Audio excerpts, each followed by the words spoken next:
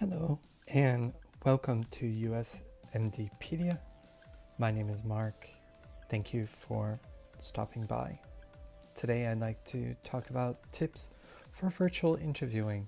This is a specific series focused for international medical graduates preparing for residency and fellowship interviews in the United States. 2020 and 2021 have seen an increase in virtual interviewing not only for medicine, but for other professions as well. It is important for everyone, especially for international medical graduates, to prepare very well for any interview. This includes preparing for the questions and answering appropriately to highlight you as a candidate, but also to prepare your environment that can show you in the best possible light. So let's take a look at some of these tips that can help you be successful. Are you aware 2020-2021 saw a lot of virtual interviewing, especially for residents or international medical graduates who are interested in going to the United States. And a lot of people may or may not have been prepared for it, especially with fellowships, which can be very challenging and very competitive. Oftentimes you would have interviews with 12 or 15 people, and it was important to be prepared. If you were not prepared, it would definitely show in the interview process. Now, virtual interviews not only occurred in 2020, they had started earlier with the advancement of Zoom, as well, of course, Skype, and to some extent Google, and other platforms that are used by hospitals and medical institutes. But in the 2020s, it's probably going to be a standard in interviewing practices, particularly in medicine. One is that hospitals can save money and time. They do not have to send staff to other countries to interview people. Everything can be arranged virtually. More importantly, candidates can save money and time. For those of you that know, it's sometimes not cheap to pay for an airfare and hotel and food and fly to the United States, especially to several different cities if you're interviewing at different hospitals. Virtual interviews are also really good for first interviews, and it's a way to see the candidate and to see if a candidate is going to be pursued, rather than having the candidate come all the way and not being what the hospital or program is looking for. It is also a safe way to interview. With recent pandemic situation, there's less likely a chance of getting any infection or having any difficulty if you have any virtual interviewing. So trend-wise, virtual interviewing will probably continue in the future, at least for the next couple of years. So it's important to be comfortable with the environment and to be prepared. Preparation is everything. Preparation is key for everything in life, of course, but if you are going to be applying for any residency program, any fellowship program, even any research position, you need to prepare. Being prepared is knowing yourself. It is also knowing what the program is and getting an idea of what the program wants and trying to mix all of those together and trying to put them in one package. So Preparation is vital, preparation is important, and if you can prepare well, then you'll be able to do very well in your interview.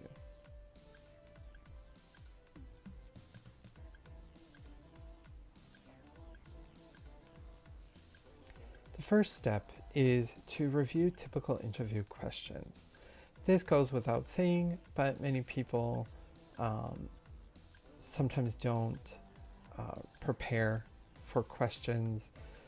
They assume that they have the answer. They assume that they have a good enough resume or CV and work experience that will speak for themselves. One thing is that they will ask you questions many times, especially for residents. They're going to ask typical interview questions. For a doctor, it could be, why did you go into medicine? Be careful because these questions can be paraphrased as to what made you decide to be a doctor, or why did you become a doctor? Other typical interview questions could be, tell me about your strengths, tell me about your weaknesses. Could also be, why do you want to work in our hospital or our program? Why do you want to work in cardiology? This is very important for you to review and have an answer. The answer does not have to be memorized. I'll get into that in a little bit later, but you should be reviewing the typical interview questions to be familiar with the environment.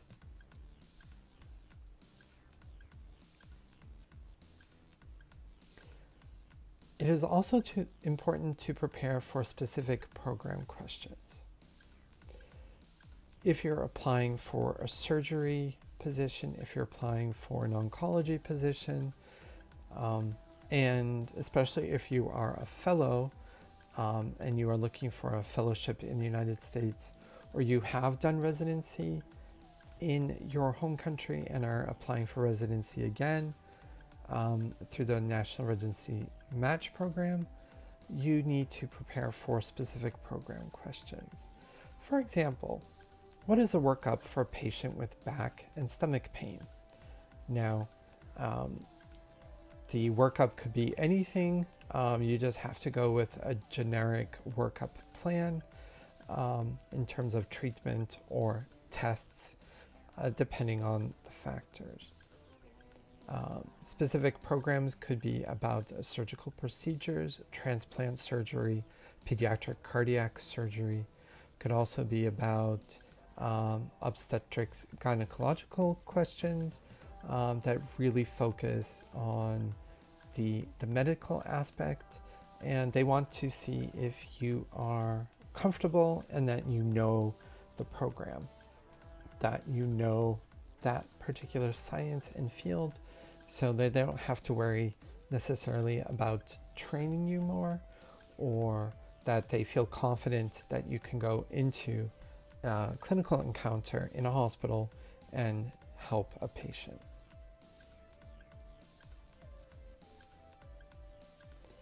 It's important to answer the fundamental question, who are you?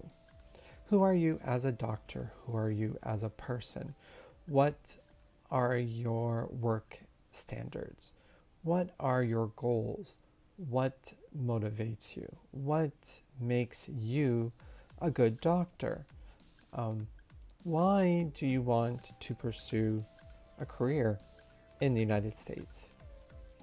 These are fundamental questions that ultimately come up to the one major fundamental question, who are you? You need to be able to answer that question and be confident doing so. Earlier I had said it's important to have some preparation for regular interview questions. That is very true. It is important to not just memorize answers. Sometimes doctors, especially international medical graduates, will prepare rote answers. They will have it memorized, and then a question that will be delivered or asked that does not, that they have not prepared for, or that is slightly different from what they've prepared, and it can throw a candidate off and they start talking about a different topic, or they miss the answer topic entirely.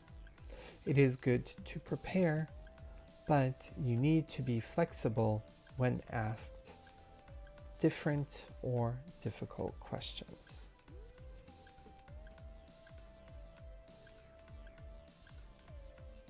Now, there are several different categories of other questions that you might be asked. So this is something to keep in mind, not just about your work experience, but generally in terms of interviewing for a position, there are behavior-based questions and situation-based questions, and or hypothetical or possible scenario-based questions. A behavior-based question is something that you've already done. It's showing your behavior, what you accomplished, what you were able to do, what you had to do or were asked to do. An example: what did you do when an attending asked you to perform a procedure you did not know how to do? For example, you were in surgery, or you were treating a patient or interviewing a patient, and an attending doctor asked you, hey, I want you to take over this part of the surgery, or I want you to complete the encounter or the interview stage or the treatment stage. But it was something you had never done before. So this is a behavior-based question. You need to think of a procedure that matches this goal. It could be in residency, it could be after finishing residency. You were working as a fellow in a hospital already, but it's important to have any of those kind of experiences ready if asked.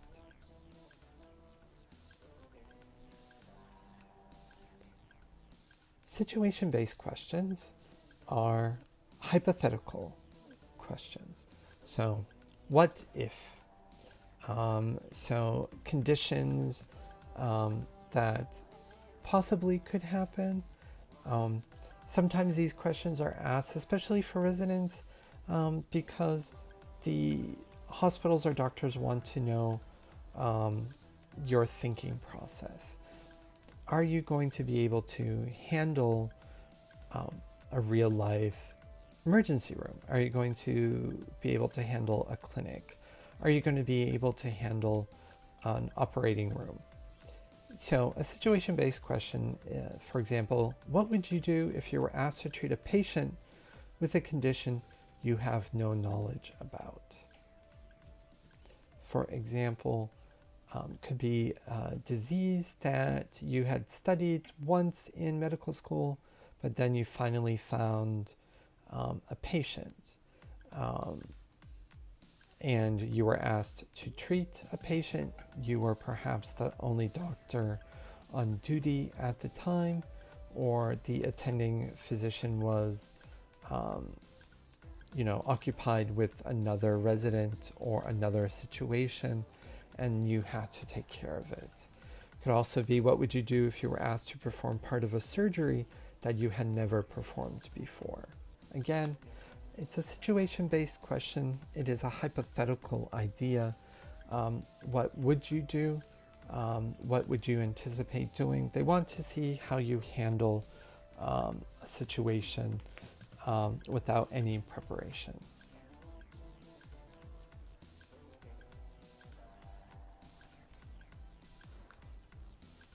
Now, after having prepared everything in terms of your content, what you want to say, it's important to set up your environment carefully.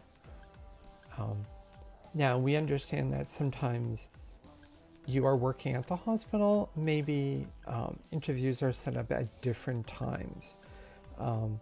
Depending on where you are in the world, the United States will be either ahead of you or behind you in terms of time. So the times will probably for interviews be set up during times that you might not be working. It might be late at night or very early morning, and they might understand that you are in a different time zone. However, the doctors themselves or the program directors are not going to change their scheduling necessarily to match yours. In either case, you still need to set up your environment carefully. This means your location, your computer, camera, microphone. So setting up the right environment can lead to 95% increase in performance on an interview. The first thing that you need to do is to minimize distractions. This means putting your interview environment in a room that has a door that can be closed, that has no visual distractions behind you or in front of you. There are no people, there's no family, no pets in the environment. That way everything can be minimized. Also, it's important to make sure your technology is working. This means your computer should be updated to whatever software it's running, ideally the day before, several days before, or several hours before your scheduled interview. You don't want the computer to start updating as soon as you start your interview. You also want to make sure that Zoom and Skype are installed properly and that everything is working, that your camera and audio recording are all installed and working. You would need to test those out. Lighting is also important. Make sure that you don't have lighting behind you, that you have lighting in front of you, and that it can show your face clearly at all angles rather than just on one side. It's also important to have a comfortable chair and a desk situation. Having the computer set up on a good table or good desk and sitting in a comfortable chair is key to being relaxed and being able to engage in your interview. Remember, you might be asked to interview with several different doctors at one time.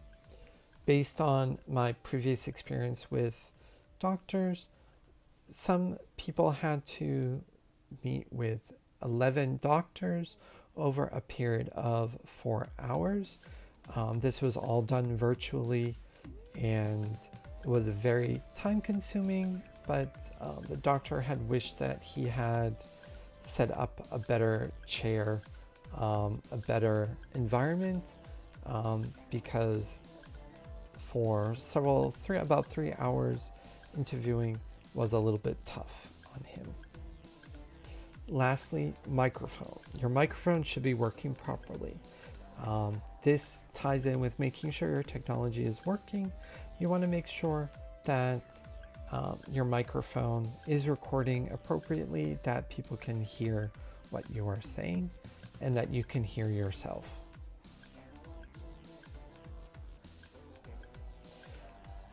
These are all tips that can help you achieve the goal of working in the United States, your goal of successfully passing a residency interview or a fellowship interview. Preparation, again, is key, and it's very important that you prepare for interview questions, you prepare your work environment, and that you try to practice before any interview with a friend, with a company, with a coworker. But it's a good idea to prepare because they might be able to give you clues and tips on how to best answer the question. Thank you very much for watching and listening today. Please comment, like, and subscribe. And thank you for watching USMDpedia.